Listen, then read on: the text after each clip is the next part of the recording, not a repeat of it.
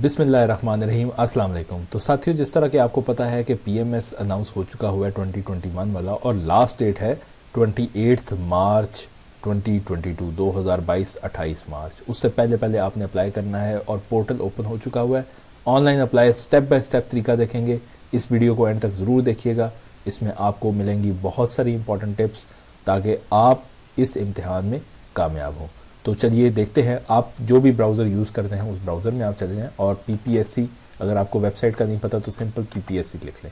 Google में आपको top पे आ जाएगा पंजाब पब्लिक सर्विस कमीशन। यहाँ पे आप आएँ और उसके बाद नेक्स्ट है अप्लाई ऑनलाइन। यहाँ पे अप्लाई ऑनलाइन पे क्लिक करें और ये आ रहा है प्रोविंशियल मैनेजमेंट सर्विस या कंबाइंड कम्पिटिटिव एग्जामिनेशन 2021, और ये लास्ट डेट आ रही है 28/3। इसके ऊपर क्लिक करेंगे, आपको एक मैसेज शो हो जाएगा कि ये आप जो है मैक्सिमम 3 अटैम्प्ट्स दे सकते हैं। ठीक है, अगर आप पहले दे चुके हैं और आपकी तीसरी अटैम्प्ट नहीं है तो आप इसमें क्वालिफाई करते हैं। ये उसकी डिटेल्स लिखी हुई हैं। यहाँ से ये 1000 रुपीज़ फ़ीस है। आगे चलते हैं फिलअप फॉर्म में। डाउनलोड चालान फॉर्म आपने राइट क्लिक करके सेकंड टैब में ओपन कर लेना है ताकि आपको बाद में जब ज़रूरत पड़े तो आप इसको फिल करके कराएंगे। यहाँ पे I confirm that I have read the general guidelines and general instructions for applying online, apply online. आगे देखते हैं जी। आगे अब वो आपसे आपका CNIC नंबर मांग रहा है।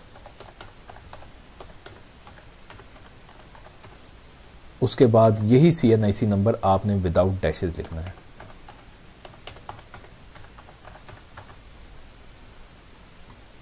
उसके बाद आप अपना ईमेल आईडी एंटर करेंगे।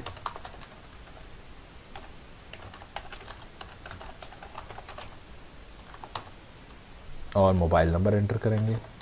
मोबाइल नंबर एंटर करने के बाद आपने लिखना है, क्लिक करना है to fill up the application form, click here. ये आपको नेक्स्ट उस पर ले जाएगा। यहाँ पे जेंडर सेलेक्ट कर लें, डेट ऑफ बर्थ एज पर मैट्रिकुलेशन। नेक्स्ट है जी date of birth. Date of birth के लिए आप इसके ऊपर क्लिक करेंगे तो ये आपको ओपन हो जाएगा। बजाय यहाँ पे क्लिक करने के और एक साल पीछे जाने के डायरेक्ट इसके ऊपर क्लिक करें। यहाँ से ईयर आ जाएंगे, ईयर को आप बैक कर सकते हैं या ईयर पे दोबारा क्लिक करेंगे तो आपके पास ईयर्स की रेंज आ जाएगी। आप अपना मतलूबा साल जो है वो जिसमें आपकी डेट ऑफ बर्थ है उसके ऊपर क्लिक करें और उसके बाद डेट ऑफ बर्थ आपकी सिलेक्ट हो जाएगी और शो हो जाएगी।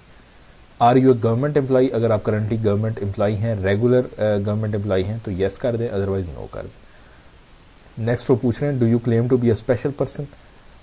जो भी आपकी सिचुएशन है उसके मुताबिक आप येस या नो क्लिक कर दें। Are you retired released arm forces person? Yes या नो कर दें। वैक्सीनेशन स्टेटस, ठीक है जी, ये आप अपना वैक्सीनेशन स्टेटस एंटर कर दें। वैक्सीनेशन का सर्टिफिकेट नंबर भी देना पड़ रहा है तो वो आपने एंटर कर देना है। यहाँ पे दोबारा अंडरटेकिंग आ रही है।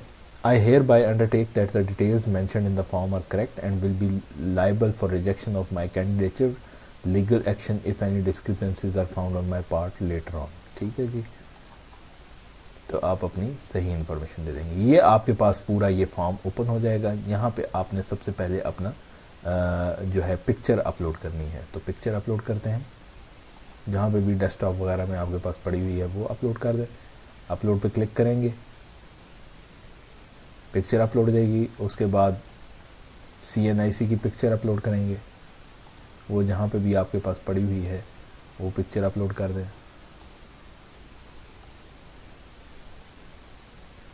ओके, काफ़ी सारे स्टूडेंट्स को जो है वो इशू आ रहा होता है कि जो पिक्चर का साइज़ उन्होंने मैक्सिमम दिया हुआ है 25 KB, इसकी जो है पिक्चर का साइज़ बड़ा होता है तो इसको 25 KB में कैसे करें?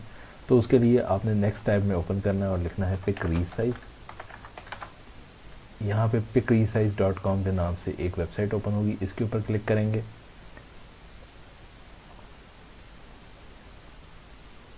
यहाँ पे अपनी जो CNIC या जो भी पिक्चर है वो अपलोड करें, वो यहाँ पे शो हो जाएगी। कंटिन्यू टू एडिट पिक्चर पे जाएं।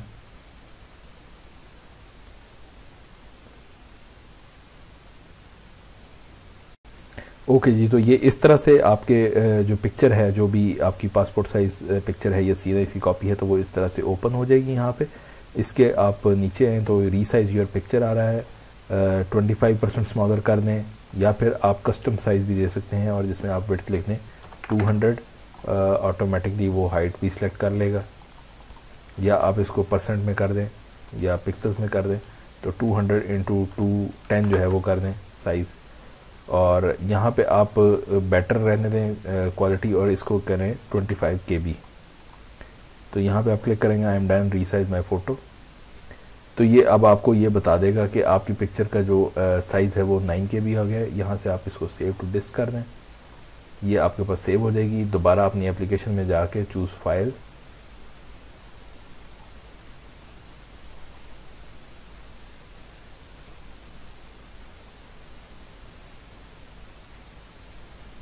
ये आपकी पिक्चर अपलोड हो जाएगी। सेकंड है जी बैंक रिसीट इन्फॉर्मेशन, जो कि आपने यहाँ पे क्लिक करके ऐड करनी है। अगर आपने अभी तक फ़ीस नहीं जमा कराई तो आप पहले फ़ीस जमा कराएंगे, फिर इस सेक्शन के ऊपर आएंगे।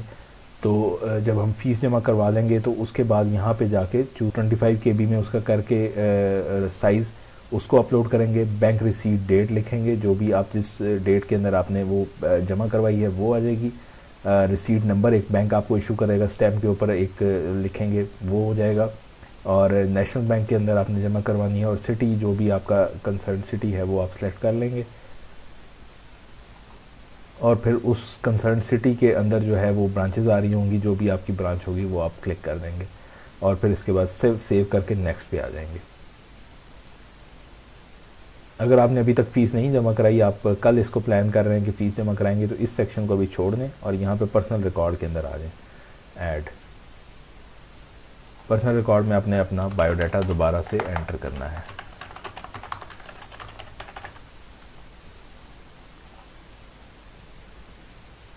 रिलीजन पूछ रहे हैं जी, उसके बाद थोड़ा सा फ्रेश होने दें। नेम ऑफ रिलीजन आ गया, अगर ये मुस्लिम में इस्लाम ही आ जाएगा। CNIC एक्सपायरी डेट लिखें अपनी, CNIC से देख के लिखें।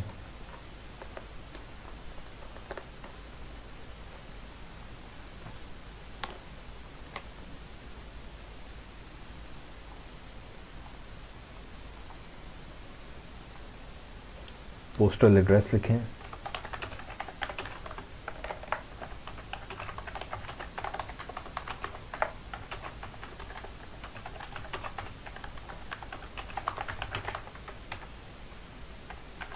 और सेव के बाद ये नेक्स्ट के ऊपर क्लिक करेंगे तो ये आपकी इंफॉर्मेशन सेव हो जाएगी।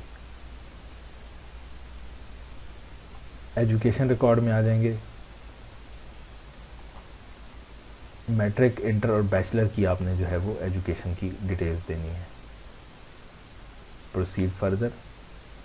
मैट्रिकुलेशन में आपने जिस भी बोर्ड या यूनिवर्सिटी से किया है वो आ जाएगा।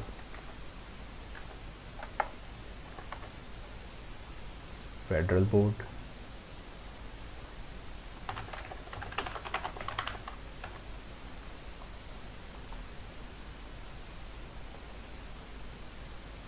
रिज़ल्ट डिक्लेयर्ड ऑन, ये रिज़ल्ट डिक्लेयर्ड ऑन की जो डेट है ये आप लिखेंगे अपने जो रिज़ल्ट कार्ड है उसके ऊपर, मार्कशीट के ऊपर देखेंगे तो रिज़ल्ट डिक्लेयर डेट एक लिखी होगी, वो आपने एंटर करनी है।